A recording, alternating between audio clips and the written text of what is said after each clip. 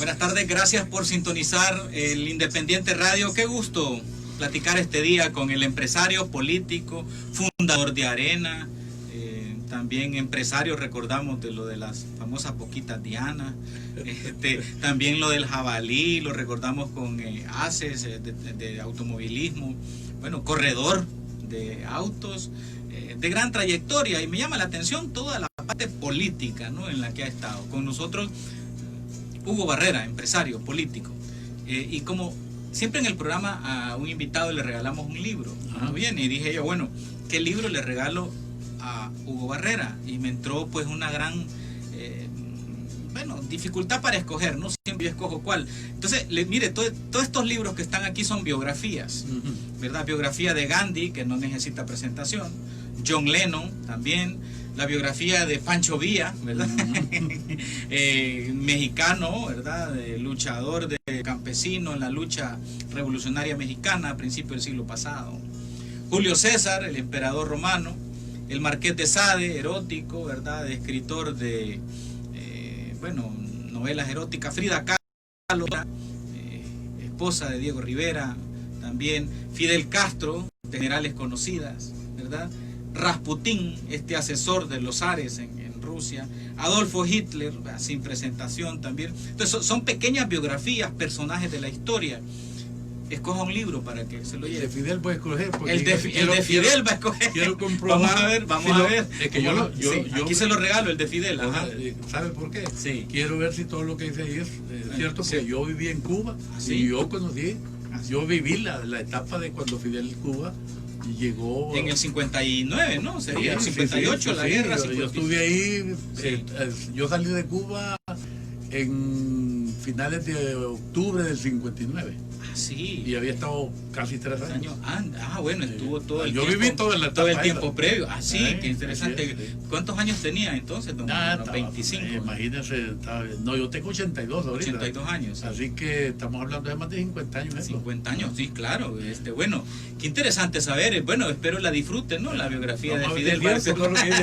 Ahí la comentamos después en otro programa, ¿no? Perfecto. Bueno, bien, me interesa también ese rápido perfil, pero sabemos que usted ha tenido participación en la política nacional, fue ministro, ¿no?, de Seguridad con Calderón Sol.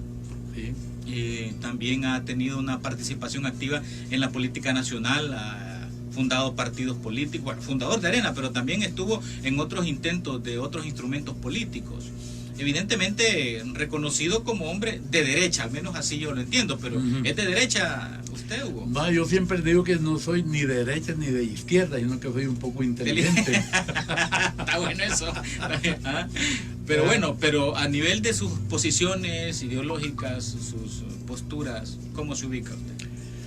No, la realidad del caso es que yo creo que países como en El Salvador, y por supuesto no solo El Salvador, pero hay una necesidad enormemente grande de entender un poco por las cosas en relación a lo que es el sector empresarial y lo que es el sector laboral, ¿verdad? Creo que son cosas que han estado malentendidas, algunas veces por actitudes empresariales y otras veces por las actitudes de la izquierda, que tampoco he entendido bien la situación desde mi punto de vista.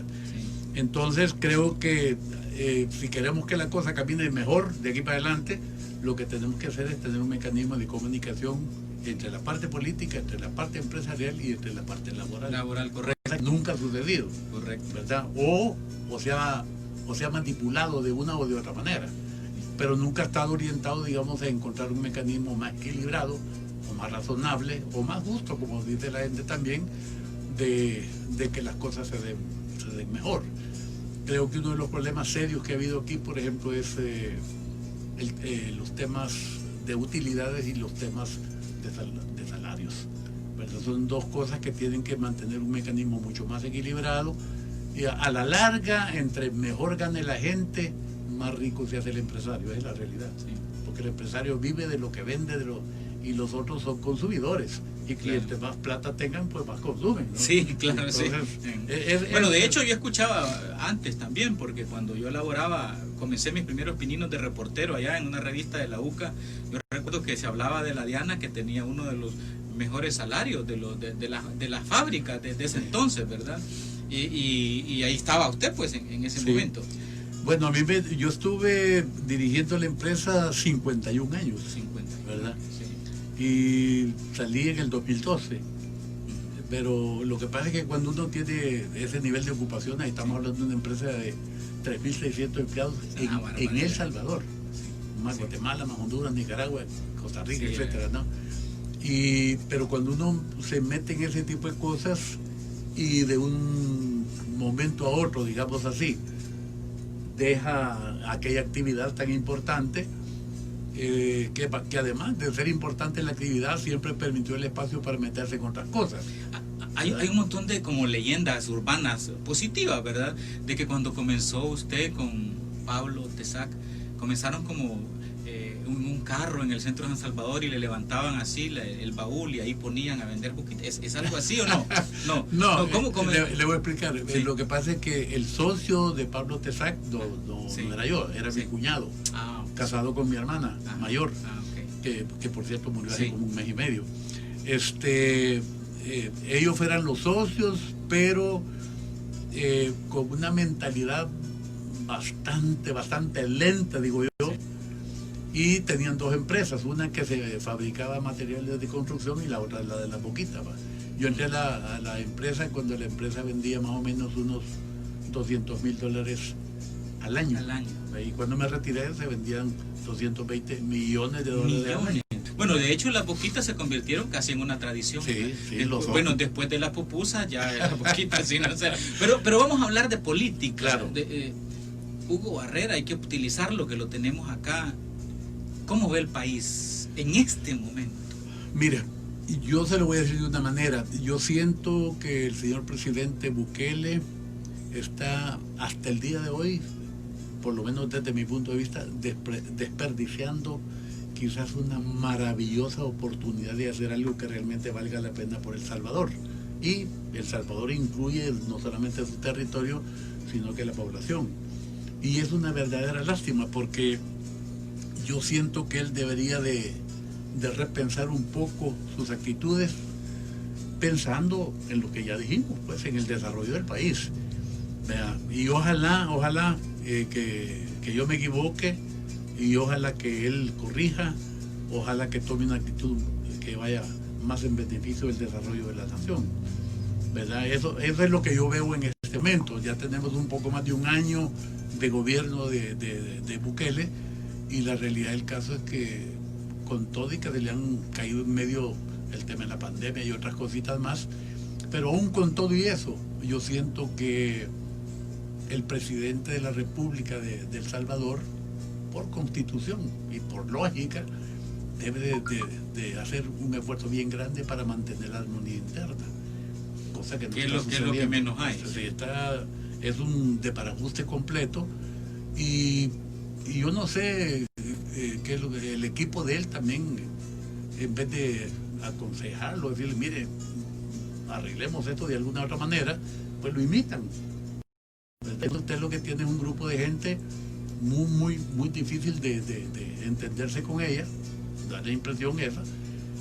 Y yo repito, no es una crítica simple y sencillamente vulgar por hacerla, sino que es una cosa que tiene que ver con el desarrollo de un país, con el desarrollo de una población.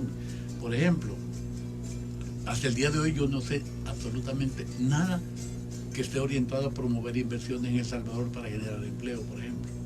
Y yo le digo, después de que durante el periodo de la guerra se retiraron de El Salvador 726 empresas, la más chiquita de 420 empleados, que se llamaba Guantesa y estaba en Merliot, hasta la más grande que tenía más de 3.000 empleados que se fueron también. Desde esa época para acá, estamos hablando de 50 años, no se ha hecho absolutamente nada para establecer aquella situación. Han venido unas maquilas, ¿verdad? Y centros de estos. Yo estoy hablando de que vengan 7, 8, 10 maquilas, que hoy pueden estar, mañana se pueden ir, y hablamos de inversiones permanentes, ya sean nacionales, centroamericanas o de cualquier otra parte del mundo. Nosotros somos el ombligo de América, prácticamente estamos en una posición sumamente favorable para poder promover inversiones, pero lógicamente las inversiones además tienen que amarrarse con ciertas restricciones. yo creo que, por ejemplo, nosotros somos prácticamente un canal seco entre el Pacífico y el Atlántico, conectados no por agua, sino que por una vía férrea que está tirada ahí. Todo solamente de rehabilitarlo y convertirnos nosotros en un canal seco, realmente importantísimo, que eso atraería, digamos, no solamente inversiones, sino que generaría, digamos, una posición del país importantísima. Entonces, sí, yo siento que el presidente actual, que en este momento es el señor Bukele, podía ser cualquier otra persona, deberían de pensar un poco en ese tipo de cosas que se pueden hacer con bastante rapidez, porque ya está todo, no hay que comprar terrenos, o si acaso habrá que comprar sería muy poco. Conecta usted el puerto de Yacajuta con Santo Tomás de Castilla, con Puerto Barrios y con el puerto de La Unión, que está tirado ahí sin hacer nada. O sea, la visión que tiene usted, claro, tendría que haber un plan, tendría que haber una visión y tendría que haber una estrategia. La portada de este día del diario El Mundo dice: economistas dicen El Salvador entró en recesión. Es la segunda recesión en la última década. El Salvador ya acumula 7 meses con fuerte contracción en el índice de volumen de actividad económica, un indicador clave que muestra la dinámica. Bueno, todo lo que pasaba la pandemia y ahora viene esta contracción económica. Yo le voy a complementar eso. Sí. Yo creo que El Salvador está en retroceso desde hace 20 años, sí, por lo menos. O sea, aparte, sí, firmamos los y de ahí para allá, que era como supuestamente, sí, al terminar la guerra, la cosa se hubiera disparado positivamente, sí, sí, todavía no sucede. Yo digo, estamos en retroceso claro y definido y no hay ninguna cosa que muestre que eso va a cambiar. Ojalá yo me equivoque y que mañana o el otro mes o el año que viene las cosas comiencen a cambiar. Bueno, al verlo en esa lógica, ¿cómo ve este enredo político permanentemente? Es decir, como que la vida política nacional se hubiera convertido en en aquella dialéctica de crecimiento, desarrollo, progreso. Es decir, no, sencillamente es una dialéctica de política. Nos hemos quedado en esa esfera. Y la economía va para atrás, los salarios para atrás, el empleo para atrás. Entonces, ante esta realidad, vamos a vivir siempre eternamente en esto electoral. Mire lo que está pasando. Todo está teñido por lo electoral. ¿Qué se puede hacer? ¿Cómo lo ve usted como empresario? Mire, yo creo que el tema electoral definitivamente que en esta oportunidad tiene una importancia multiplicada por 10 de lo que pudo haber tenido cualquier otro momento electoral anterior, por una simple y sencilla razón. El presidente de la República actual está haciendo todo lo necesario para tener mayoría en la Asamblea. Y eso, pues, como aspiración, yo creo que no es malo, ¿verdad? Pero, ¿cuál es la motivación realmente? Entonces, bueno, el control absoluto de mire, los poderes, digamos. Si se diera esa situación y las cosas comenzaran a cambiar para bien, o sea que se comenzara a hacer algo de lo que acabamos de estar, sí, platicando, hombre, qué brutal, fabuloso. Pero si va a ser la cosa para situaciones que no van a contribuir, digamos, al desarrollo del país, entonces sí sería una tristeza. Ahora, yo en este momento no puedo saber qué es lo que va a suceder. Las encuestas en las que yo no creo mucho, realmente, por razones obvias, dan a entender que no hay casi ninguna duda de que el partido Nuevas Ideas puede estar. Bueno, más de los 43 está casi, sí, seguro. Es decir, bueno, lo que no se puede, pues, sí, el sistema es llegar a que esté nada seguro. Sí. Que puede pasar, sí, pasar, pero claro, como le repito, ojalá que si eso sucediera, que el presidente de la República actual ocupe eso en beneficio del desarrollo del país y no a otro tipo de situaciones, digamos. Por eso le digo yo, aquí tenemos que tener la esperanza. Si eso sucediera, ojalá que el presidente sepa aprovechar semejante circunstancia que se le presenta para motivar el desarrollo. ¿Y usted cree que están en sus facultades académicas, facultades económicas, facultades de conocimiento y de experiencia de hacer eso que usted plantea? Porque yo estoy escandalizado, le comento, ayer, por ejemplo, en este tire y afloje que hubo en la Asamblea por lo del viceministro de seguridad y que es de la policía, director, que por cierto es ilegal, ¿verdad? A ojo vista, pero yo vi un cruce de Twitter, de tweets más bien, de el director de CEPA y su hermano, que le dice, mira, ¿y qué es lo que esa manchita que tiene la diputada del frente en la nariz o por la boca? ¿Verdad? Dice uno, ¿no? Y el otro le contesta, parece mosca, le pone el director de CEPA, y el hermano, el ministro de Agricultura, le contesta, es un moco. O sea, póngale el nivel académico de eso. O sea, ¿cree usted que vamos a llegar en lo que usted está planteando? Es decir, se lo pongo así gráficamente. Mire, o sea, porque usted puede estar soñando, pues, sí, como empresario que ama al país, etcétera. Pero ¿cree que va a ser posible eso cuando todavía a un año y pico ya no hay ni plan? ¿Verdad? No hay nada. Sí, no, mire, yo estoy totalmente de acuerdo en que esas son, en términos guanacos, sí, bayuncadas, ¿verdad? Sí, que no tienen, bayuncada, que no tienen sentido. Pero, por eso le dije yo al principio, ojalá que el señor presidente de la República cambie su actitud y se deshaga de la gente que no le convenga porque no está haciendo nada por el país, y trate de armar una estructura que le ayude a él, digamos, a aprovechar esta oportunidad que la vida, que Dios, que las circunstancias le han dado para hacer una cosa en beneficio de El Salvador, ¿verdad? Porque yo le digo... O sea, usted lo estaría dejando a la providencia, decir que ojalá que el presidente, bueno, ¿verdad? Decir, pero ¿qué puede hacer la sociedad civil? ¿Qué puede hacer las organizaciones, los sindicatos, los empresarios que se están viendo afectados? Porque claro, hay una gran cantidad de casos de corrupción, hay un historial que aquí le hemos dicho en la radio, no es una tormenta, es un tsunami de casos de corrupción. Decir, ¿verdad? Entonces, ¿cómo? Bueno, ¿qué hacer? Digamos, bueno, ahí era la otra pregunta. Por eso le digo yo, ¿qué hacer?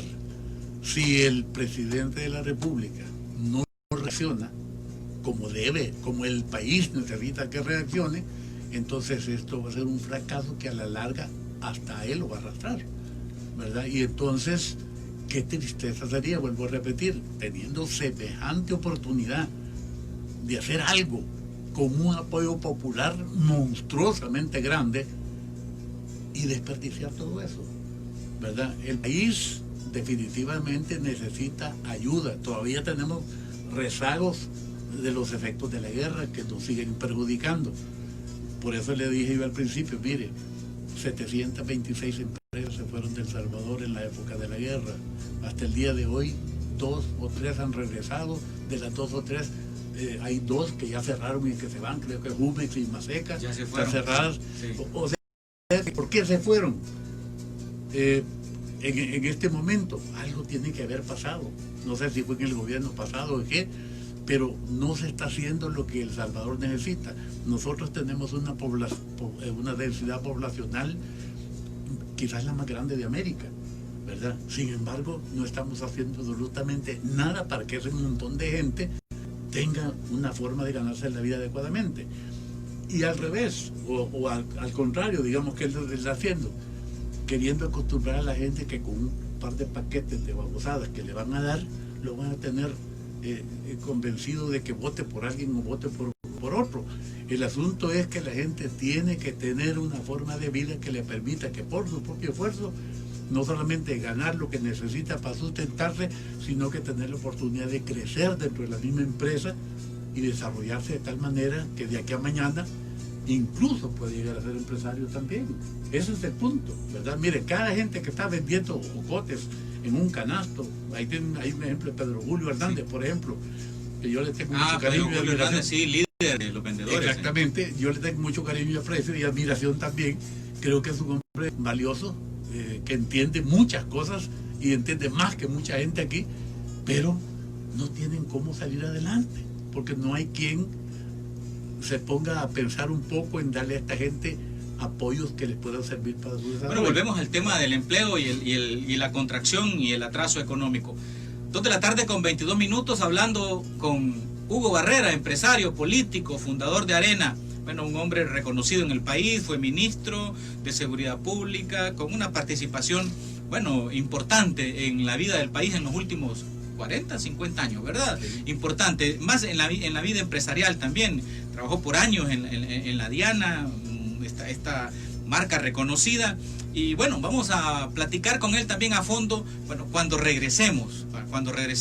Bueno, ¿existe salida? ¿Hay algún tipo de propuesta? ¿Qué se le ocurre, verdad, a este empresario ante la realidad que tiene el país? Y después usted también puede hacer sus preguntas a nuestros teléfonos, por supuesto al 2225-2286 y mensajes de audio y de voz, de texto al 7540-1875 o al 7616-8383. Ya regresamos. Un día nos levantamos sin poder salir a ningún lado, pero dicen que después de una tormenta viene la calma. Virogrip, lo que más quisiera es pronosticar muy pronto la llegada de ráfagas de besos desde el norte hasta el sur del país, seguidas por chubascos de buenos deseos y altas probabilidades de reencuentros. Pero por ahora, Virogrip quiere que nos cuidemos todos manteniendo el distanciamiento. Virogrip, tratamiento para gripe y tos. Virogrip, nos unimos contigo en esperanza. Salud, calidad viejosa. Lea detenidamente las instrucciones del empaque. Consulte a su médico. Un día nos levantamos sin poder salir a ningún lado, pero dicen que después de una tormenta viene la calma. Virogrip, lo que más quisiera es pronosticar muy pronto la llegada de ráfagas de besos desde el norte hasta el sur del país, seguidas por chubascos de buenos deseos y altas probabilidades de reencuentros. Pero por ahora, Virogrip quiere que nos cuidemos todos manteniendo el distanciamiento. Virogrip, tratamiento para gripe y tos. Virogrip, nos unimos contigo en esperanza. Salud, calidad viejosa. Lea detenidamente las instrucciones del empaque. Consulte a su médico. El Independiente Radio, la verdad de todas las cosas. Bueno, a los que nos acaban de sintonizar, al principio del programa, siempre a nuestros invitados les regalamos un libro y hoy le ofrecimos varias biografías a Hugo Barrera que escogiera y escogió la de Fidel Castro. Cuando la lea vamos a comentar si es verdad o qué le ha parecido, ¿verdad?, este texto. Bien, tenemos entonces en este espacio, porque la idea es generar esperanza, porque tampoco vamos a generar pesimismo y a estar viéndonos apocalípticamente todos hundiéndonos. Bien, yo quiero que platiquemos con la gente.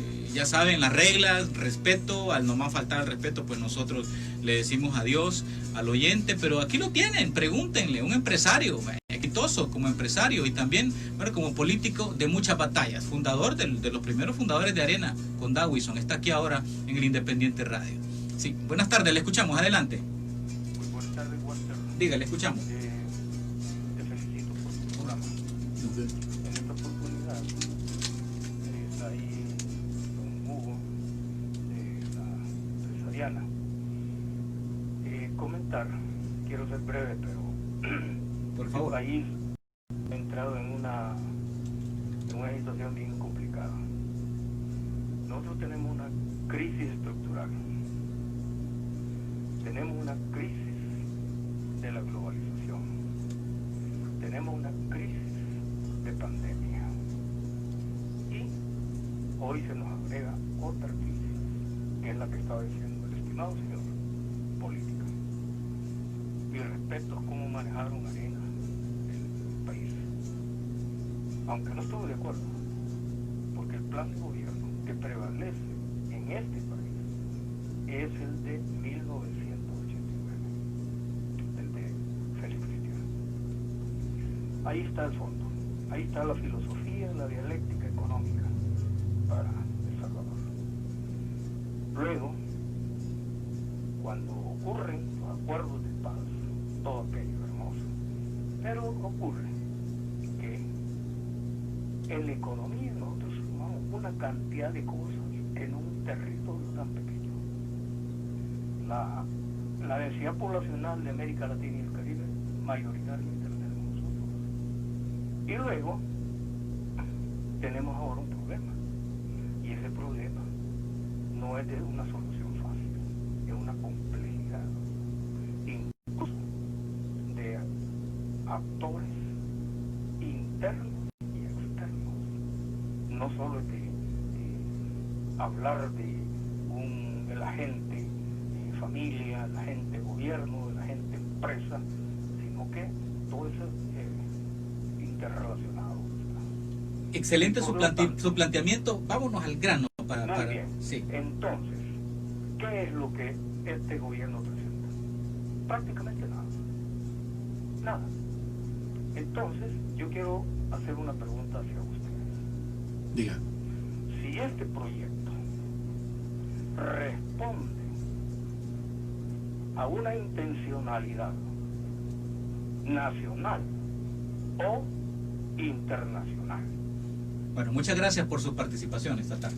Bueno, que si este proyecto responde a una visión nacional o internacional, pero hablaba también de esta crisis estructural, la pandemia y la globalización que todo nos ha caído. Sí, bueno, sí. pero esa es una cosa que no la podemos evitar. No sabemos ni qué es lo que va a pasar ni cuánto tiempo va a durar. El problema, como yo lo veo ahorita, digamos, a nivel del gobierno, yo sí creo que es un problema eminentemente nacional.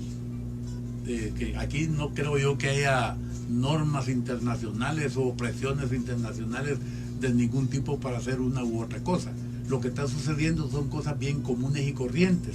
Falta de entendimiento, pero elemental, digamos, entre el que gobierna, que por constitución está obligado a mantener la armonía interna y la paz interna, y eso no está sucediendo. Y está sucediendo todo lo contrario. Entonces, cuando esa cosa se da de esa manera, en donde el hígado prevalece sobre el cerebro, entonces las cosas no van a caminar bien. Ahora, ¿qué hacer? Yo creo que había que hacer un súper esfuerzo para tratar de convencer a esta persona que está en la dirigencia del país de que así no se va a ir nada más para al traste toda la situación. Bueno, yo lo admiro con ese planteamiento, pero realmente convencerlo tal vez con la movilización de la gente en las calles, convencerlo con la movilización de los alcaldes que no tienen el FODES. Pero, o sea, porque cómo no lo va a convencer ir a platicar y hola, ¿qué tal? Mira, mejor, pórtate bien. O sea, en la lógica mire, esta de no la hay dialéctica. peor gestión que la que no se hace. Claro. Entonces, el punto es, mire, ¿cómo es posible que una cosa que es ley, el tema del FODES, se esté incumpliendo de la manera más degenerada posible? Una. Segundo, ¿cómo es posible que usted, haciendo caso omiso del artículo 7 de la ley orgánica de la PNC, nombra al director de la policía viceministro? Cuando está en la ley que no. En la ley dice que el director de la policía no puede ocupar ningún otro cargo público. Entonces, ¿cómo es posible? Pero ahí tiene que entrar la fiscalía actual. Y la institucionalidad. Pero ¿por qué no? Usted va a ver, hasta el día de ayer, una diputada del frente, no recuerdo el nombre, tocó el tema hasta el día de ayer, por Dios. Sí, Cristina Cornejo. Entonces, ¿cómo es posible que se permita que un funcionario público viole la ley? Y ahí en la asamblea, ¿cómo es posible que estos diputados hacen una sesión para quitarle el fuero a un viceministro que no es viceministro ni ha sido viceministro nunca porque está en contra de la ley? Por Dios. O sea, ya el hecho de montarlo, sino que era de proceder, porque no era... No, pero además, ellos debían proceder no en contra de ese señor ministro, sino que en contra del presidente de la República. Que lo nombró. O sea, que el desafuero era contra el presidente, porque el otro ya legalmente no tenía que haber sido desde antes. ¿Sí? Entonces, claro. Falta de visión política en este caso. O falta de ex. Sí. Es que o en inglés, de ex o en exceso inglés. de pisto. Bueno, no sé, hay un montón de cosas. Pero mire, yo no puedo aceptar que los diputados son brutos, hombre. Sí. Son gente inteligente. Pero que pasa que el desafuero lo pide el fiscal.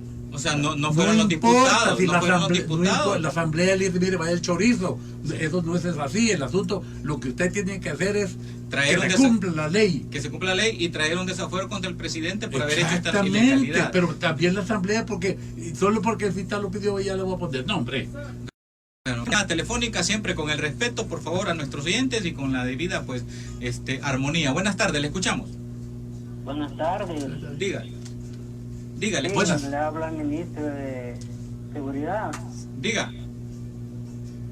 Estamos bastante preocupados en cuanto al desenvolvimiento que ha habido en el país, muy preocupadísimos. Es decir, que antes que entrara la dolarización, ¿por qué no pidieron ellos información a algún ente o agente o instituciones o a la población, más bien dicho, referente a la globalización, había una globalización que se llama de entrar al país, pues el dólar. O sea, usted está diciéndonos eso, de que por qué no consultaron con la dolarización. Bueno, vamos a hablar de eso también, pero quiero que... Sí. Tengo otra vamos rapidito, sí, dígame, sí. La otra inquietud es que, vaya, nosotros somos, cuando ellos estaban firmando los acuerdos de paz, nosotros estamos en los Estados Unidos. Pero ¿qué pasa con los que fueron a Cuba? Porque era el sueño de este país. O sea, era una transformación. Ahora, el acuerdo de paz, ¿por qué el señor presidente se toma facultades que no debería de tomar? Bueno, el planteamiento entonces, y vamos también a darle los teléfonos a todos los oyentes. 2225-2286, 7540-1875, 7616-8383. Es el momento de la participación, momento de la ciudadanía, que hablen, que participen. El Independiente Radio, la verdad de todas las cosas. A pesar de todo, hoy seguimos respirando tranquilos, porque sentimos el alivio de saber que nos levantaremos hacia un futuro mejor. Entendemos que la distancia por el momento es física, pero con el corazón nos abrazamos para protegernos. Así como Virogrip lo ha hecho con nosotros desde siempre. De la familia Virogrip a la tuya, queremos... La inflación tiene sus pros y sus contras. Pues sí, es que nada es perfecto. Pero yo le digo, yo estoy de acuerdo en que gracias a Dios, digo yo que tampoco la necesitamos, sino a ver qué hubiera para aquí. Porque el gobierno tendría la facultad de hacer moneditas. Exacto, sería un desastre.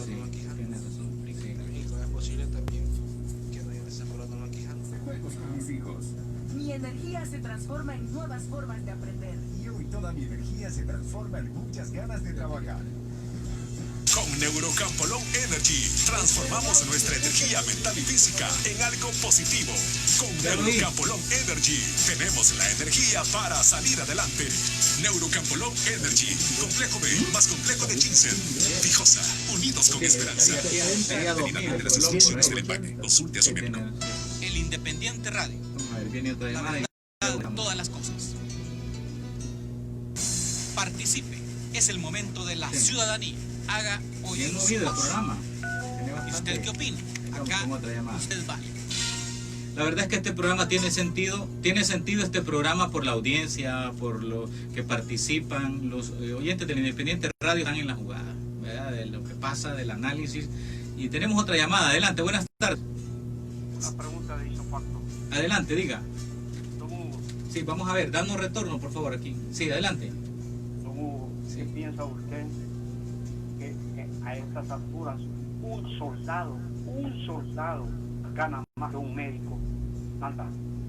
Bueno, la pregunta dice que ¿qué piensa de eso? Que un soldado gana más que un médico.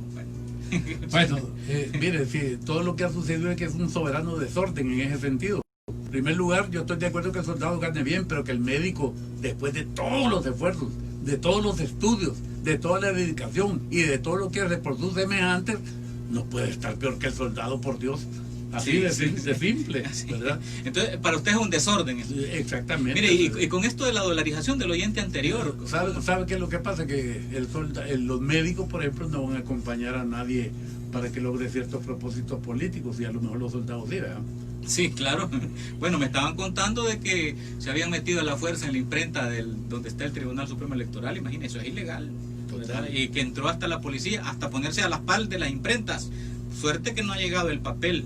Todavía tuvo un problema con esto de la inundación en Honduras, el papel que venía para la imprenta del Tribunal Supremo Electoral, y se metieron los soldados. Eso es ilegal, hombre. No, pues sí, y después la policía. Pero volvemos a caer entonces, sí. ¿Qué está haciendo el señor fiscal? Sí, bueno, porque mire, él es el responsable, claro, de que eso no suceda, y que si sucede, no permitirlo. Claro, aquí tiene la voz el oyente. Buenas tardes, le escuchamos.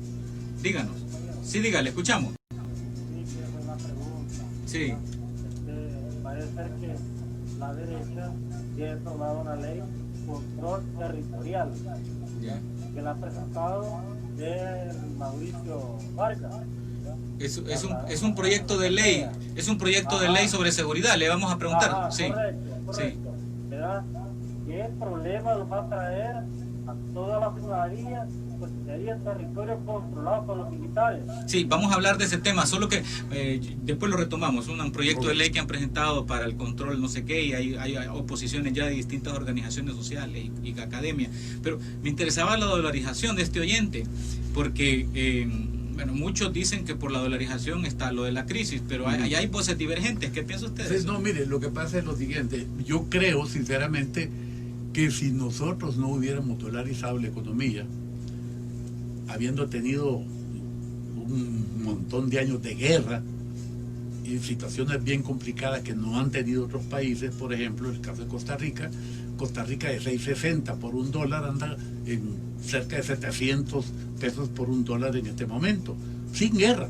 Sí. No, o sea que también tendría, si no hubiese dólar, tendría ahorita, digamos, el Banco Central y el presidente la maquinita para hacer, y viene la inflación, valdría 2.000 colones el dólar. Exactamente, y aquí, habiendo tenido la guerra de por medio, el hecho de haber mantenido el nuestro colón, que yo lo quiero mucho Colón, pues, pero hay que entender que sí, nosotros ahorita, gracias a la dolarización, estamos bastante estables, monetariamente hablando. O sea, sí. Entonces, eso, si no se hubiera hecho la dolarización, yo le juro que no sé qué hubiera pasado con nosotros. Bueno, de hecho Correa no la quiso desdolarizar Ecuador, no quiso, porque significaba un gran impacto. Es que mire, una cosa es la crítica que se hace cuando se está fuera del poder, y otra cosa es cuando llega usted se da cuenta de las realidades, ¿verdad?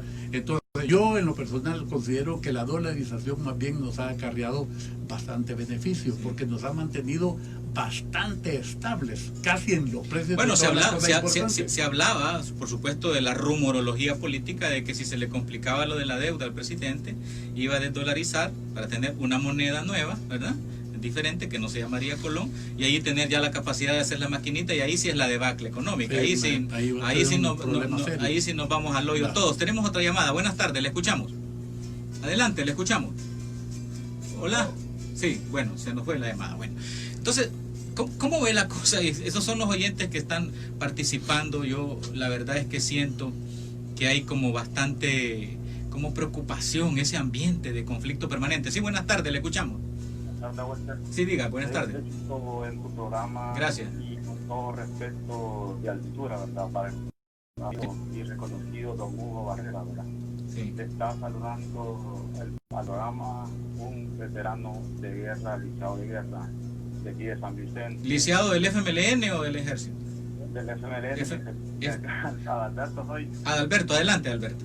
Entonces, primero decirles, estoy apreciando, ¿verdad? Y estoy valorando también, y me he dado alta con la gran empresa que está elaborando la IFU. Yo casi, como él dice, yo no las creo, porque todavía no hemos llegado al juego, ¿verdad?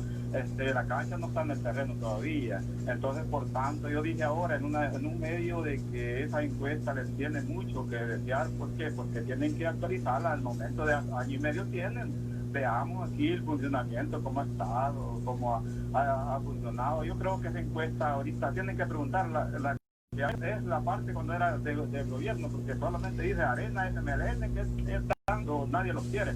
Mire, pero mire, Alberto, no hay que meterse con las encuestas. Efectivamente son un retrato del momento, y la hicieron antes del problema de Biden, antes de todos estos problemas que han pasado hace una semana, pero sí miden parte de lo que está pasando en el país. Eso no lo vamos a ocultar, y que Nuevas Ideas es el partido ahorita que tiene mayor preferencia, también no lo vamos a ocultar.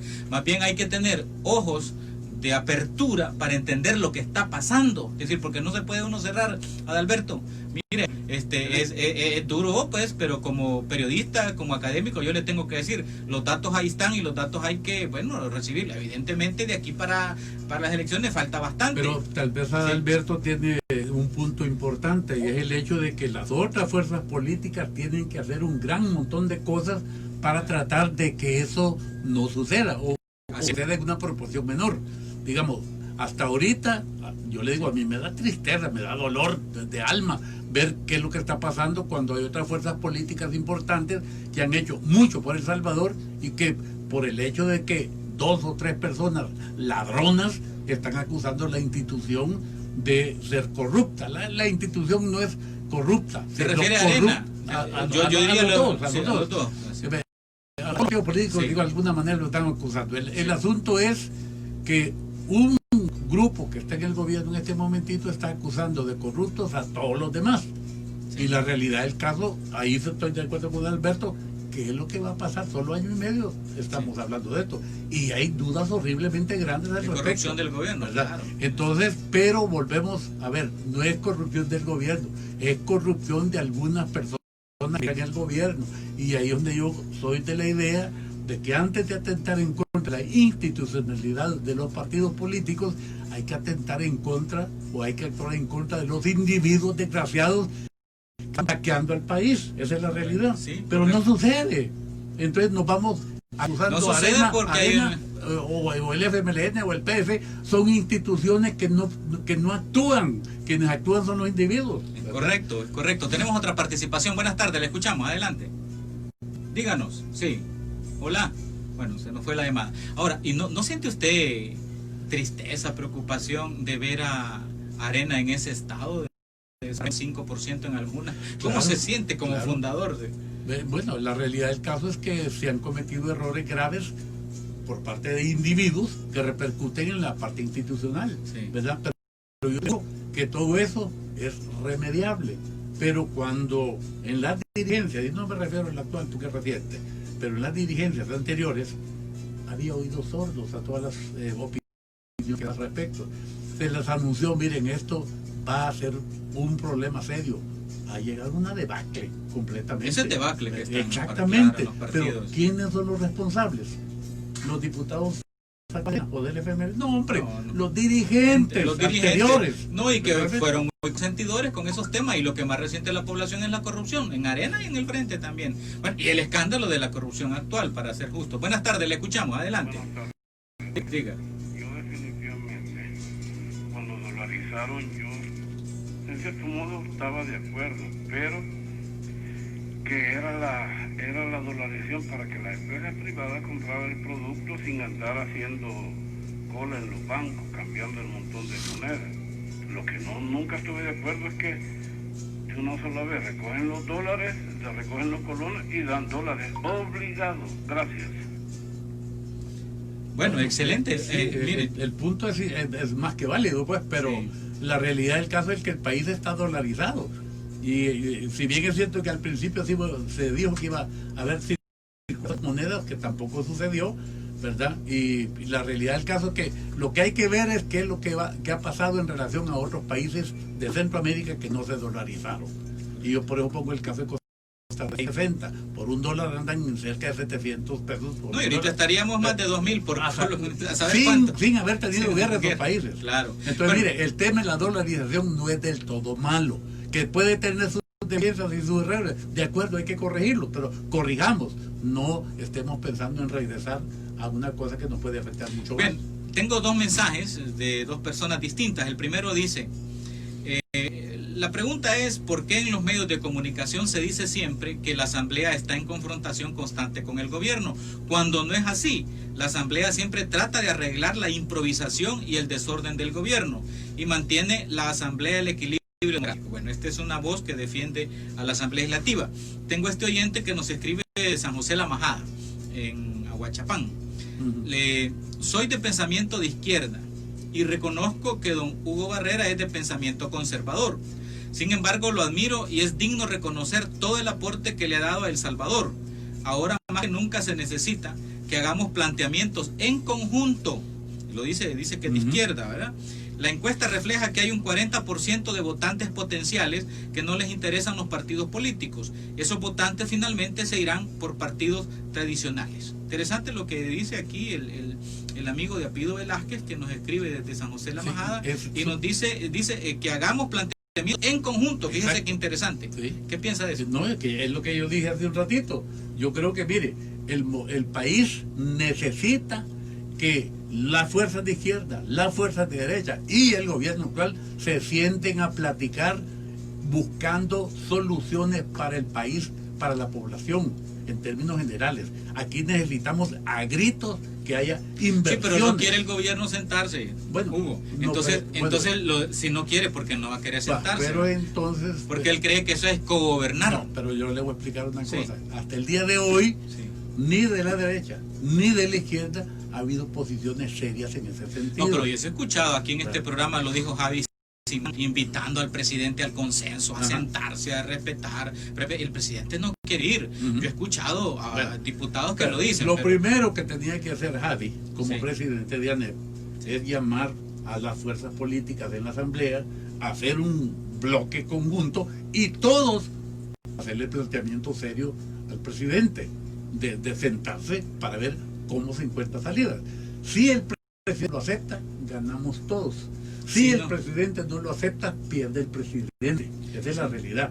Pero hasta el día de hoy, un intento serio, formal, organizado. Un bloque no de hay. todo, Exacto, ahí donde no esté hay. empresa privada, sindicatos, académicos, vamos, presidente, Supóngase- sentémonos, esa es su propuesta. Exacto. Javi, por ejemplo, es Sí. el presidente de ANEP. Sí. Representa absolutamente a todas las gremiales empresariales y a todas las Y empresas. antes estuvo en la ASI también. Exactamente. Entonces, él tiene todas las posibilidades, el peso Y el liderazgo, gremial y político suficiente como para llamar a las fuerzas políticas que están en la Asamblea Representativa y decirles, miren, señores, si no hacemos este intento, después la culpa va a ser O sea, nuestra. esa es también. usted lo ha dicho, intento, hay que hacerlo Exacto. antes de otra cosa, porque, Por el principio, no hay peor intento que el que no se hace. porque claro, lo que sucede, hay una frase, que es un proverbio chino, que dice que las tragedias llegan por la sordera de los dioses. Ujú. Ese es un proverbio chino.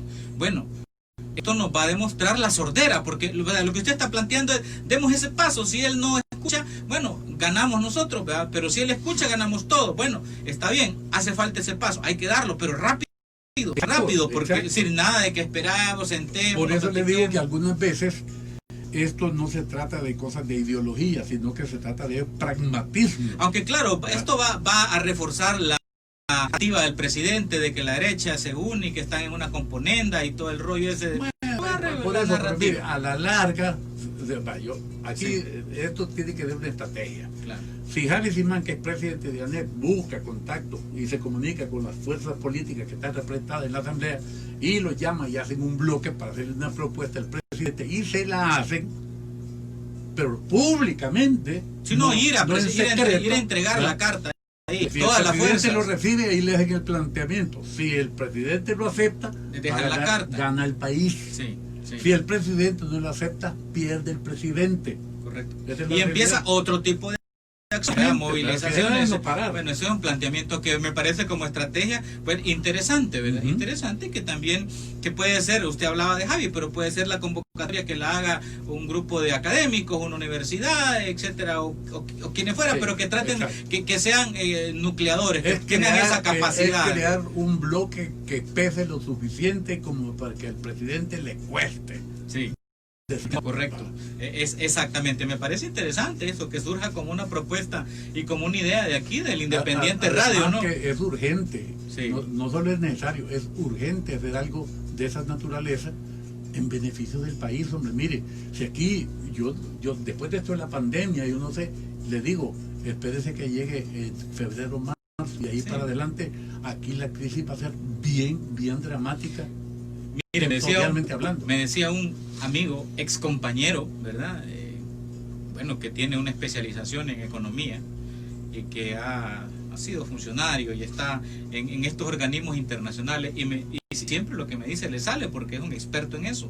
De hecho, trabaja en organismos internacionales. Me dice, apostemos, me dice, que si gana el presidente, ¿verdad? Y tiene una mayoría importante en la asamblea, ¿verdad? Un mes después, el IVA va a ser el 16%. Mire, yo me he quedado así que, ¿verdad? Aterrorizado, espantado, ¿verdad? ¿Por qué? Porque pues sí, han caído los ingresos en el país, como lo dice ahora el diario El Mundo, bueno, ya está en otra recesión económica, entonces va a trabar el IVA al 16%. Y yo, Yo le entiendo su optimismo de ir a hablar con él, vamos, pues, pero yo de entrada le digo, cuando hay actitudes populistas mire, de ese tipo, yo lo veo. toda pero, esa cosa, sí. yo el IVA lo veo en 20. Así 20, sí, así pero se eso lo- sería el acabose acuérdese- para los pobres. acuérdese lo que le estoy diciendo en este momento. Claro que va a afectar a los pobres. Eso va a ser una terrible para ¿Por los qué? pobres. Porque lo que está tomando es un camino completamente equivocado. Sí. Eso no es reactivar nada. Eso sencillamente es castigar a los que más necesitan que se les ayude. No, y es bolsa del gobierno, Pues ¿verdad? sí. Que está afectada. Entonces, Pero, el pero ya tiro es 20 otro. graves, 20 graves, ¿verdad? Sí, pero- Bueno, tenemos una participación. Buenas tardes, le escuchamos. Sí, yo solo quería decirles algo. ¿Creen ustedes que cuando la familia despilfarra el dinero y los hijos van a tener calidad de vida después con todo eso? Eso es lo que yo veo en este gobierno y eso es lo que yo quisiera que me explicaran, que cómo van. Bueno, yo ya soy una señora de 66 años, pero cómo mis nietos van a tener calidad de vida con todo este dinero que ha dado este gobierno, que no da explicaciones, que no dice en qué lo gastó, porque yo he oído en otras radios que dicen, bueno, la asamblea es para que apruebe los préstamos, no para que pida, no para que digan que se gastaron. Muchas gracias, señora, por su participación. ¿De dónde nos llama? ¿De dónde nos llama? De aquí de Soyapango. Soyapango. Muchas gracias por su llamada. No, pero yo creo que tiene un buen punto. Sí, lo plantea clarito. Gracias por su llamada. Sí. No, la realidad de la señora tiene muchísima razón. Aquí de lo que se trata, digamos, es de que el manejo de los recursos del Estado, que son originados por los impuestos que pagamos todos, tienen que ser no solamente bien administrados, sino que además hay que rendir cuentas de cada gasto que se hace. Sí. Eso no es un invento de la Asamblea, esa es la ley, así es. Todos vean la Constitución, ahí es donde todo el mundo tiene que establecer un mecanismo de rendir cuentas de todos los dineros que no son Bueno, de ellos. más de 3.000 millones que fueron aprobados en deuda. ¿verdad? Imagínense después todos los gastos que señalan las personas. Realmente es hasta de susto, ¿verdad? Sí. Un montón de cosas. No, es que estamos hablando de solamente Sí, de préstamos, susto. ya, yo creo que ya se superó El 90%. el equivalente al presupuesto de la nación. Sí, ese es ¿verdad? peligroso. Y estamos, ya si hablamos del Producto Interno Bruto, ya estamos mal, Sí. ¿verdad? Pero es una exageración realmente.